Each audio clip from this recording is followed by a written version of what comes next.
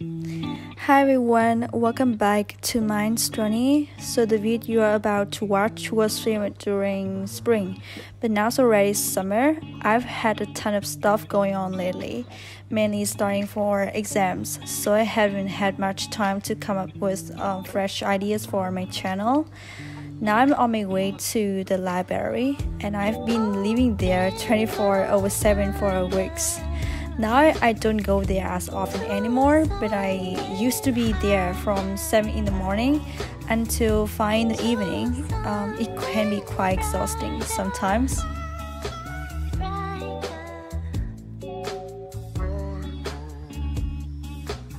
Anyway, the weather today is gorgeous. I'm uncertain of the vlog content, but perhaps it will feature a typical day in my life. It's necessary to have a series of the productive work days to make time for special ones. So in today's video, I'll talk about my ordinary routine.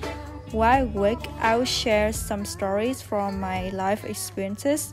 The journey to become who I am today wasn't easy, but I won't delve into starting from scratch since I've already shared a lot on social media, so I won't bore you with detail of starting from scratch. Instead, I will talk about how I deal with sadness and stress. It took me years to figure out how to handle these problems. Now I feel like I'm better in the past. I truly believe that the pressure I faced, it was brought me to where I am today. So sit back, relax, and enjoy the story. Previously, I thought my family was forcing me to do something I didn't like.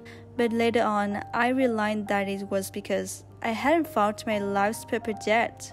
When I didn't have my own decisions and had to rely on other decisions, don't blame others for putting pressure on you. What you need to know is that stress comes from not being able to solve your own problems. And what can you do to solve this problem? When your brain is stressed and you feel empty, sad, angry, and negative, how can you continue your work with clarity? I've read many healing books that help me revive, and people often ask me, which book should I read? Each person had their own unique suffering, and understanding the cause and how to overcome it should be self-realized, not relying on other help. In Buddhism, there's a method called mindfulness or awakening. Mindfulness is a concept in Buddhism, meaning the state of being awake or aware of reality.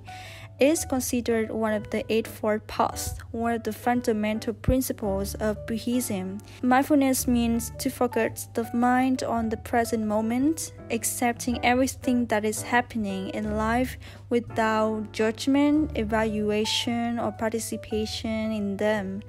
It helps us to realize that everything is impermanent and not fixed, and helps us to understand the true nature of existence.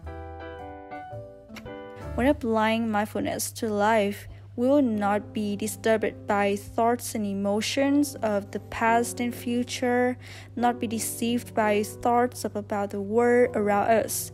Instead, we'll live in the present moment with wakefulness and happiness. This approach has greatly assisted me in managing my emotions. For example, when I was in argument and starting to lose my temper and wanted to shout, I stopped and asked myself, why I'm getting so angry and losing my rationality? I'm also at fault. Why am I getting angry at the other person instead of thinking about how to fix this? After calming myself down, I brainstormed ways to resolve the issue instead of worsening it.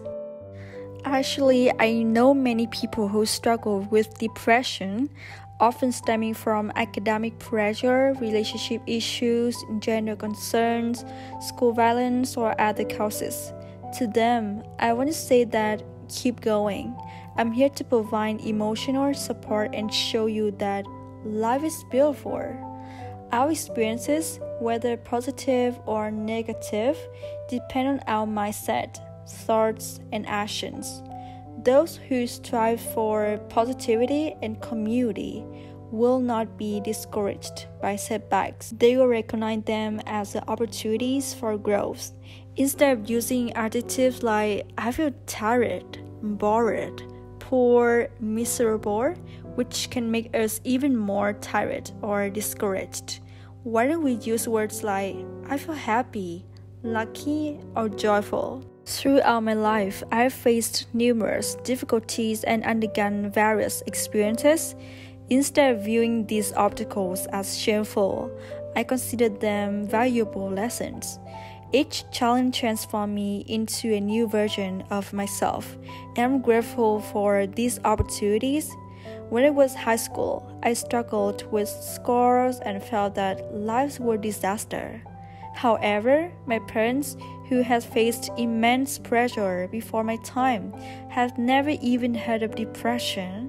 Why at 50 years old, I did believe that life was unbearable. When I feel stressed now, I remind myself to appreciate the gift of life. Only individuals with limited vision, a narrow worldview, and a lack of confidence will succumb to despair. Therefore, if we examine ourselves through the practice of mindfulness, we can recognize our flaws and accept them to work towards improving ourselves instead of avoiding them and falling into despair again. Late nights, staying up so we can see the sunrise. No stopping us tonight. Thanks for watching the whole videos, guys. I'm stoked to have dropped it today, and I hope it makes your life more lit. I may not be able to post regularly because of my job, but I'll try to drop more frequently. Please like, share, and subscribe to my channel to keep me motivated to make more videos. Yeah, see ya! If I'm feeling it, maybe we'll play that reggae song that says that